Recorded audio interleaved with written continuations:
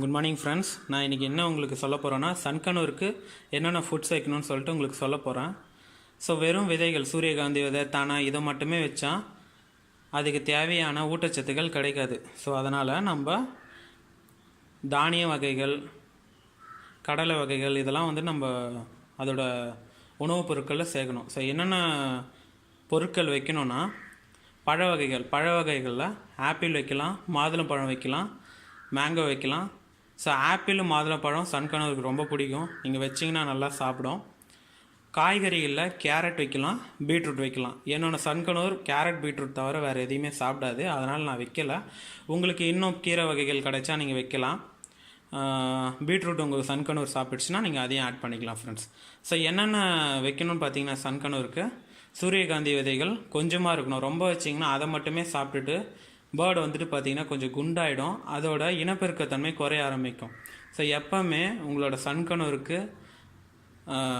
இந்த மாதிரி தானிய வகைகளை வைக்கணும். சன்கனூர் மட்டும் இல்லாமல் நீங்கள் இது எல்லா பேரட்டுக்குமே நீங்கள் இந்த ஃபுட்டை நீங்கள் யூஸ் பண்ணலாம் நான் சொல்கிறத. ஸோ என்னென்னு சொல்லிவிட்டு நான் உங்களுக்கு இப்போ காட்டுறேன். இது பார்த்திங்கன்னா ஃப்ரெண்ட்ஸ், பச்சை கலக்கா. ஸோ சன்கனூருக்கு பார்த்திங்கன்னா தோலோடு வைக்கக்கூடாது. எந்த பேரட்டுக்குமே நம்ம கலக்காவை தோலோடு கொடுக்கக்கூடாது. ஏன்னா தோலில் ஒரு விதமான பூஞ்சை காளான் இருக்குது. அதை சாப்பிட்டுச்சுன்னா உங்களோட குருவிக்கு பார்த்திங்கன்னா நோய் வரும். ஸோ அதோட தோலை எடுத்துகிட்டு தான் கண்டிப்பாக கொடுக்கணும், தோலோடு கொடுக்கவே கூடாது. அப்படி நீங்கள் தோலோட கலக்கா கொடுத்தீங்கன்னா 3 இல்லது 4 டைம் நல்லா வாஷ் பண்ணி கொடுங்க ஃப்ரெண்ட்ஸ். ஸோ நான் பார்த்திங்கன்னா தோல் இல்லாதக்கு பச்சை கலக்கா அதுதான் நான் யூஸ் பண்ணுவேன். இது பார்த்திங்கன்னா மக்காச்சோளம் ஃப்ரெண்ட்ஸ். ஸோ இது பெரிய வகை கிளிகள், பெரிய வகை பேரட் மட்டும்தான் இதை சாப்பிடும். பஜ்ஜீஸ்க்குலாம் இது ரொம்ப கஷ்டமாக இருக்கும் சாப்பிட. ஸோ இது சன்கனூருக்கு இது விரும்பி சாப்பிடும். அதுக்கப்புறம் பார்த்திங்கன்னா வெள்ளை பட்டாணி ஃப்ரெண்ட்ஸ், வெள்ளை பட்டாணி நீங்கள் கொடுக்கலாம். அதுக்கப்புறம் பச்சை பயிறு ஃப்ரெண்ட்ஸ், பச்சை பயிறு. வெள்ளை மூக்கடலை ஃப்ரெண்ட்ஸ், வெள்ளை மூக்கடலை நீங்கள் உங்களோட சன்கனூருக்கு கொடுக்கலாம். அதுக்கப்புறம் கருப்பு மூக்கடலை ஃப்ரெண்ட்ஸ், கருப்பு மூக்கடலை. கம்பு ஃப்ரெண்ட்ஸ், கம்பு. இது சோளம் ஃப்ரெண்ட்ஸ், சோளம்.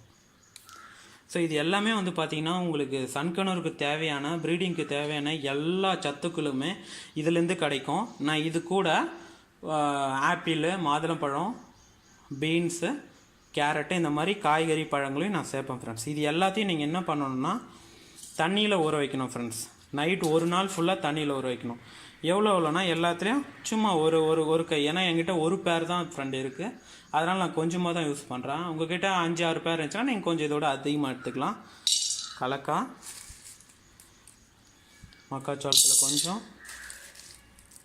வெள்ளை பட்டாணி, பச்சை பயிறு, வெள்ளை மூக்கடலை,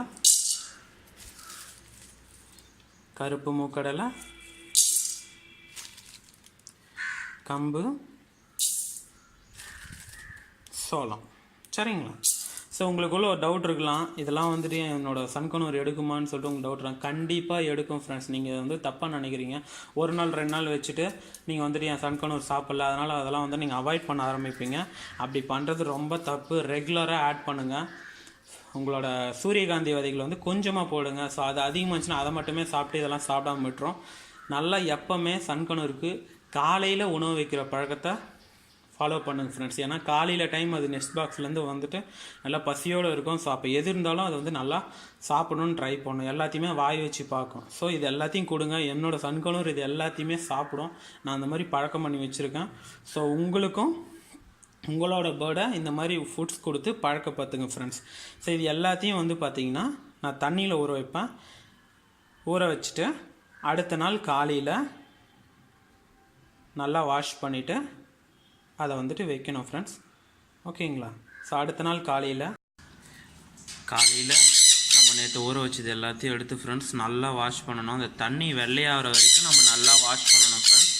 வாஷ் பண்ணிவிட்டு நல்லா அந்த தண்ணியை நல்லா வடிகட்டிட்டு நான் அது கூட நல்லா கழுவுன சன்ஃப்ளவர் சீடு சூரியகாந்தி விதையை கொஞ்சமாக ஆட் பண்ணியிருக்கேன் ஃப்ரெண்ட்ஸ். இதுதான் வந்து நான் காமனாக வைக்கிறது என்னோடய சன்கனூருக்கு. நான் வந்து காம்பினேஷனில் வைப்பேன். ஸோ இன்றைக்கி வந்துட்டு இந்த மாதிரி பருப்பு வகைகள் தானிய வகைகள் வைப்பேன். அடுத்த நாளைக்கு வந்து பார்த்திங்கன்னா பழ வகைகள் ஆப்பிள், மாதுளப்பழம், பீன்ஸு, கேரட்டு அந்த மாதிரி வைப்பேன். ஒரே நாளில் எல்லாம் வச்சாலும் எதுவும் சாப்பிடாது. ஸோ உங்களுக்கு வந்து ஆல்டர்னேட்டிவாக பண்ணுங்கள். இன்றைக்கி இது மாதிரி வச்சிங்கன்னா அடுத்த நாள் வந்துட்டு ஹாப்பி ஃப்ரூட்ஸ் அண்ட் வெஜிடபிள்ஸ் காய்கறி அண்ட் பழங்களாக வைங்க ஃப்ரெண்ட்ஸ். கீரை வகைகளும் நீங்கள் கொடுக்கலாம். சரிங்களா ஃப்ரெண்ட்ஸ்? தேங்க்யூ. பாருங்கள் ஃப்ரெண்ட்ஸ், என்னோடய சன்கனூர் சாப்பிட ஆரம்பிச்சிச்சு பாருங்கள்.